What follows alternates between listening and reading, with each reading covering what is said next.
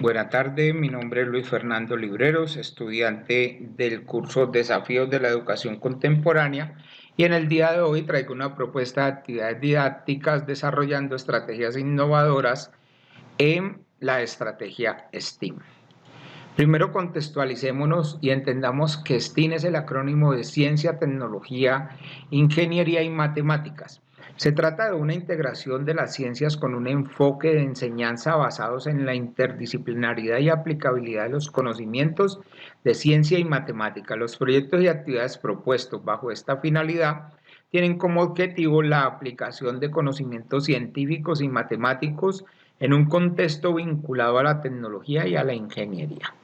STEAM es la integración de las disciplinas, como ya dijimos, como un proceso participativo en los que los estudiantes aprenden y desarrollan capacidades que pueden aplicar en la vida, como pensamiento crítico, trabajo en equipo, comunicación, capacidad de razonamiento de análisis, concentración, creatividad e innovación, generación de ideas y resolución de problemas, habilidades que influyen positivamente en su desarrollo personal y social y en su futura vida profesional. Esta terminología se ha extendido por muchos países, siendo muy utilizada hoy en día en el entorno de la educación y específicamente para concretar objetivos formativos, competencias e incluso metodologías. Se agrupan así un conjunto de áreas de conocimiento y disciplina que se consideran esenciales para el desarrollo de las sociedades tecnológicamente avanzadas. Se intenta potenciar la educación STEAM desde la educación temprana, apoyando la extensión del estudio introductorio de la ingeniería y las tecnologías desde la educación primaria y la secundaria.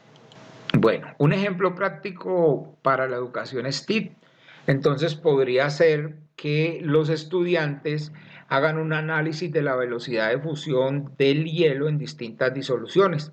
Utilizarían herramientas o sustancias muy sencillas como hielo, agua líquida, sal de mesa, azúcar y colorantes alimentarios. Los alumnos investigarían sobre dichos procesos introduciéndose en conceptos como fenómenos de convección en líquidos y las corrientes termoalinas de los océanos, importantes en la regulación del clima.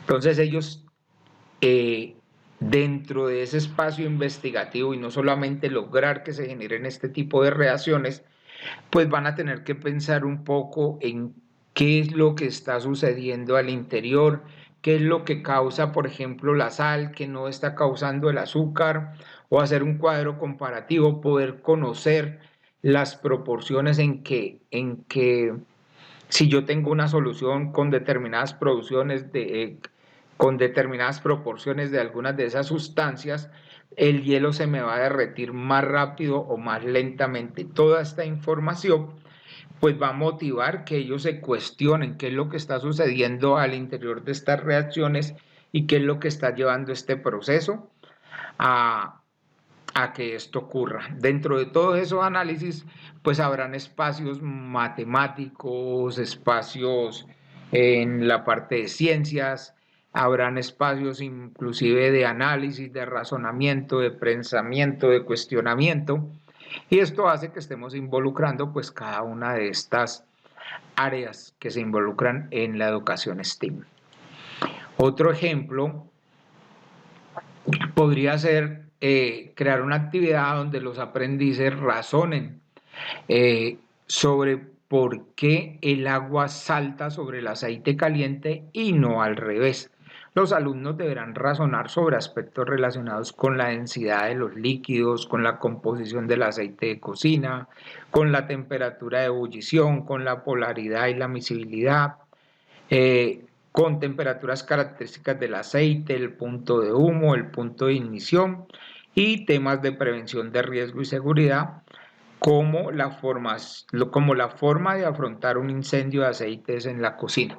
Entonces miren cómo solamente una reacción, solo el hecho de que el agua caiga sobre un aceite caliente, ya tendríamos una cantidad de cuestionamientos por hacernos. Y esto es lo que queremos que nuestros aprendices dentro de su proceso investigativo sientan esa curiosidad y esa necesidad de ir más allá, involucrando diferentes áreas y espacios de conocimiento.